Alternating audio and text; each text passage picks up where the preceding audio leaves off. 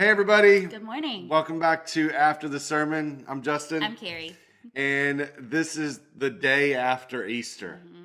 I don't know if you can tell the day after Easter tired on my face, but yesterday was wonderful. Oh my gosh, it was awesome. Yeah, so many, we saw a lot of family come from out of town, visitors for the first time.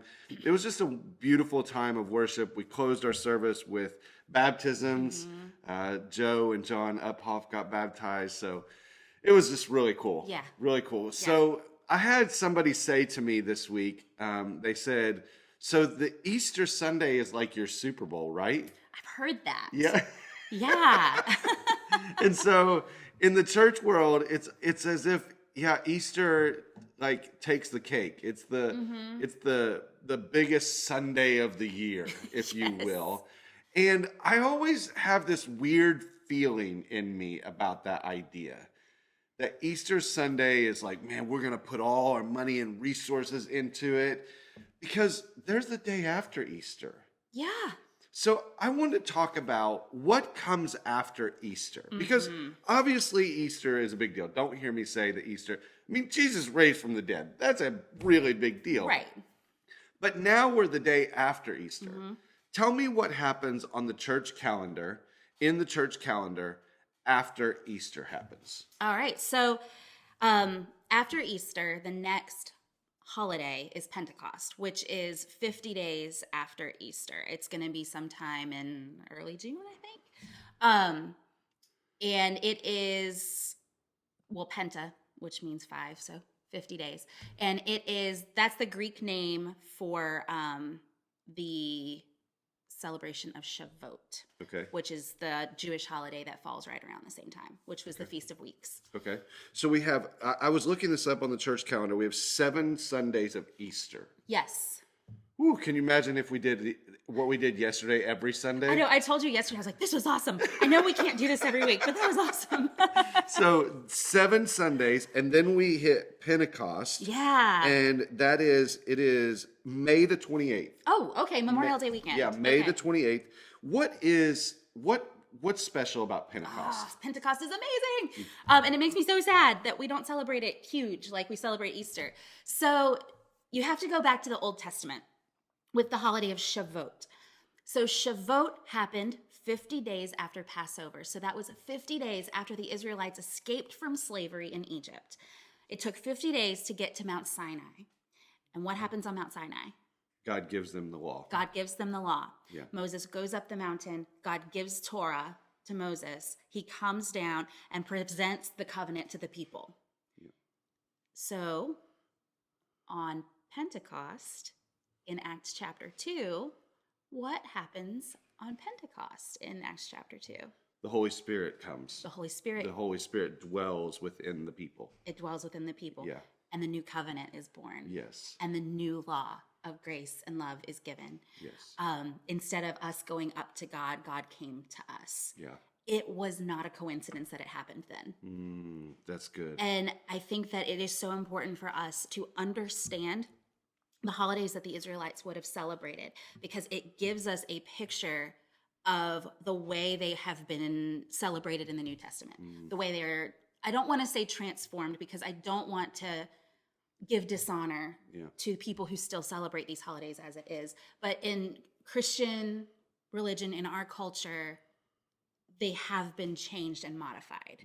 So no longer is it us who has to go to God and a person mediating. It is God who comes to dwell within us. Yeah. But it was the same holiday. Yeah. So, and then also, that this is when Jesus says he fulfills the law. He is fulfilling. He is fulfilling the prophecies. He's fulfilling, like you said, like this was something that happened in the Old Testament, and now we see it happening in and through the person of Jesus. Exactly. And it's not to give us a sense of superiority. Yeah. And it's not to say that there is no value to anything that happened in the Old Testament whatsoever. Yeah. It is the fulfillment, the completion. Yeah.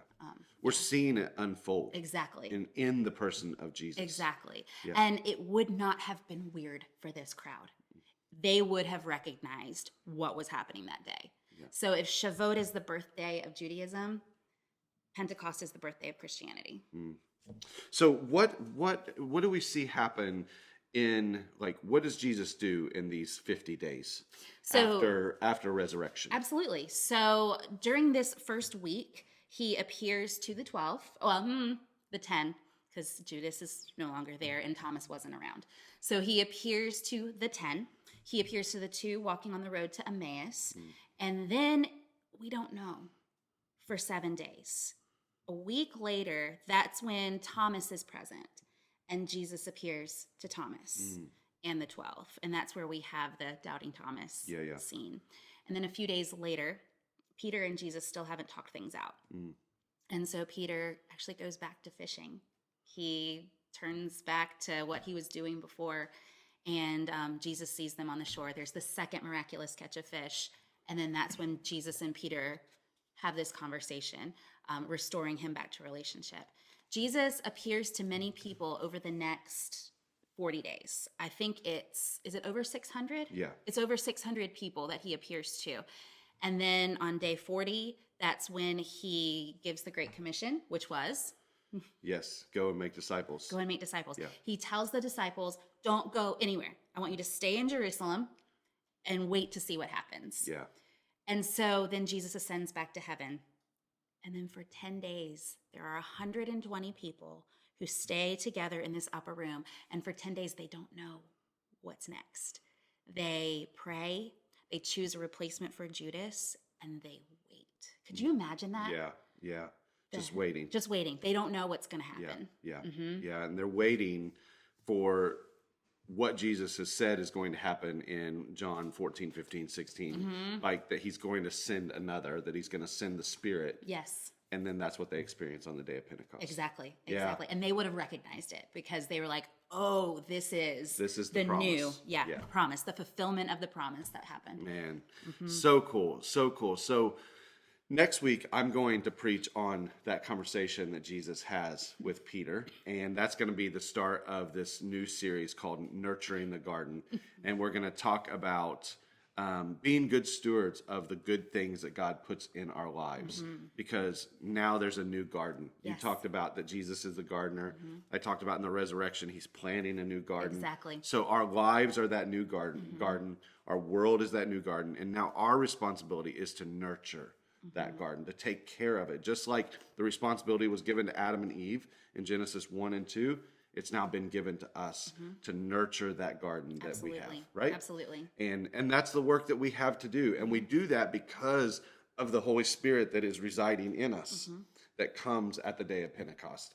And we have that Holy Spirit now. Absolutely. Awesome. Well, hey, I saw a friend of mine post this on Facebook. Live like Jesus is alive.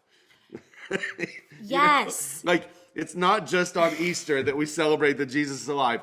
Jesus is alive. Yes. When he ascended back to heaven, he is sitting at the right hand of the Father right now. This is one of my favorite things.